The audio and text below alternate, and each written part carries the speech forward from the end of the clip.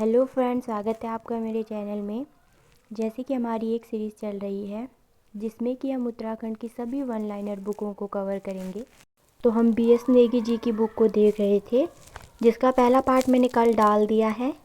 आज इसका दूसरा पार्ट है और इसमें होने वाले हैं 30 क्वेश्चन। तो चलो आज की वीडियो को शुरू करते हैं।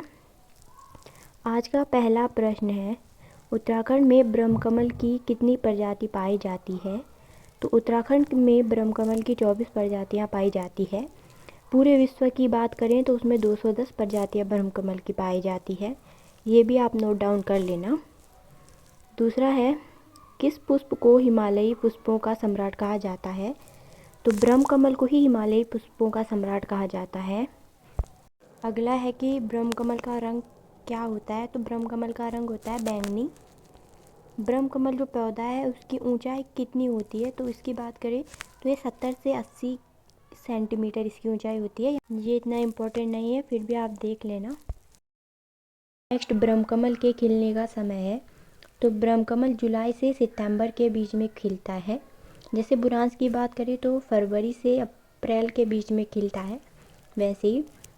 नेक्स्ट, ब्रह्मकमल पौधे की जड़ों को पीसकर उनका प्रयोग किया जाता है। तो इसका प्रयोग हड्डियों के उपचार के लिए किया जाता है। राज्य वृक्ष बुरांस का वनस्पतिक नाम क्या है? तो इसका वनस्पतिक नाम है रोडोडेंड्रोन अर्बोनियम।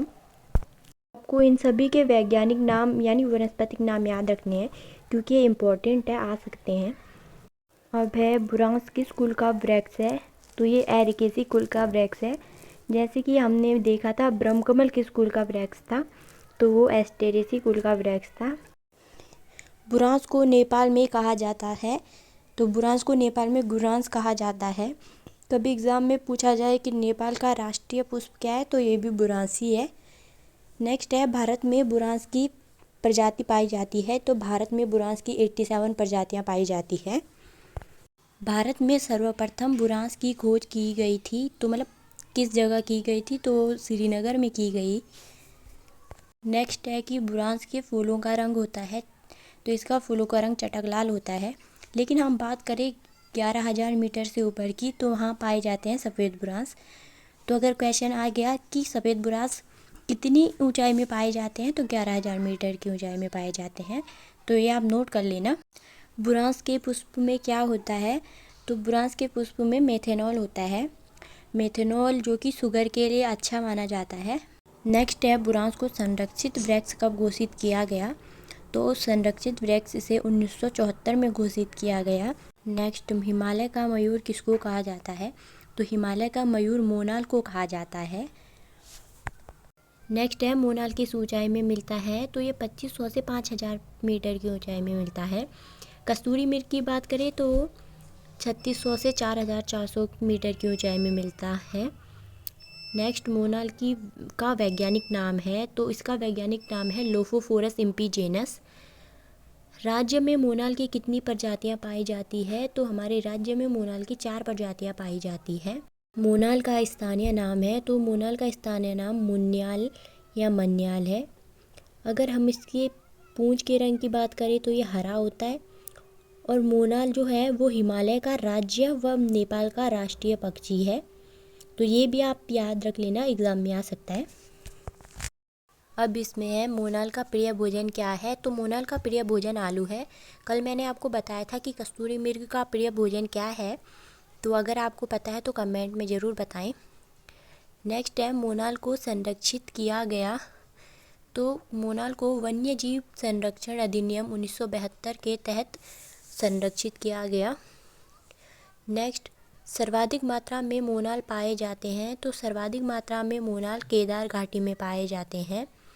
अब है, कॉमन पिकॉक को किस वर्ष राज्य तितली घोषित किया गया? तो इसे 7 नवंबर 2016 को राज्य तितली घोषित किया गया।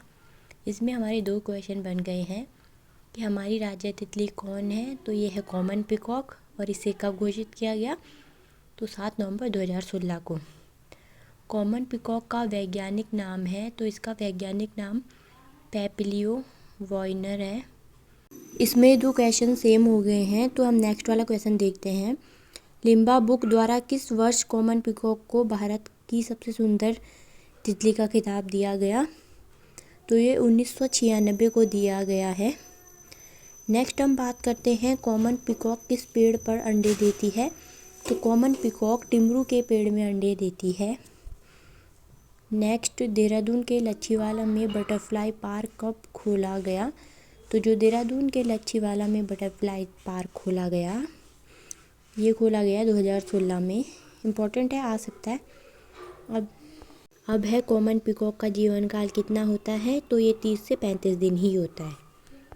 आज की वीडियो यही समाप्त होती है। वीडियो को लाइक, शेयर और कमेंट करें, चैनल को सब्सक्राइब करें। मिलते हैं नेक्स्ट पार्ट में, तब तक के लिए बाय बाय।